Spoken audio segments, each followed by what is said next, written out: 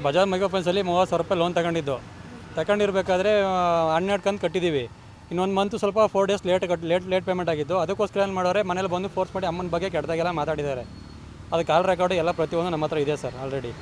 ಆಮೇಲೆ ಇನ್ನೊಂದು ಏನಂದರೆ, ನಮ್ಮ ವೈಫ್ ಎಲ್ಲಿದ್ದಾರೆ ಅಂತ ಇವ್ರು ಕೇಳಿದ್ದಾರೆ. ನಿಮ್ಮ ಮಗ ಮತ್ತು ಸೊಸೆ ಎಲ್ಲಿದ್ದಾರೆ ಅಂತ ಕೇಳಿದ್ದಾರೆ. ಅದಕ್ಕೆ ಅವ್ರೇನು ಮಾಡಿದ್ದಾರೆ, ಹುಡುಕಂದು ಇವರು ಪುರಿಗಲಿ ಅಂತ ಅಲ್ಲಿ ಕನ್ಕಡಿ ಫ್ಯಾಕ್ಟ್ರಿ ಇದೆ ಸರ್, ಅಲ್ಲಿ ವರ್ಕ್ ಮಾಡ್ತಾರೆ ನಮ್ಮ ವೈಫು.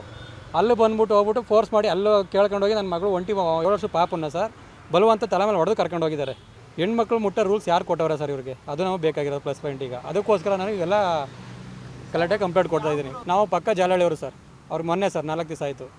ಬಜಾಜ್ ಮೈಕ್ರೋ ಫೈನಾನ್ಸ್ ಅಂತ ಸರ್ ಇಬ್ಬರು ಅಂತ ಸರ್. ಅವ್ರ ಹೆಸರು ಒಬ್ಬರ ಹೆಸರು ಗೊತ್ತಿಲ್ಲ ಸರ್, ಹೆಸರು ನೇಮ್ಗಳು ಗೊತ್ತಿಲ್ಲ, ಕಾಂಟ್ಯಾಕ್ಟ್ ನಂಬರ್ ಎಲ್ಲ ಇದೆ. ಆಲ್ರೆಡಿ ಅವರು ಹೊರಗಡೆ ಕೂಡಿಸ್ಕೊಂಡಿದ್ದಾರೆ ಸರ್.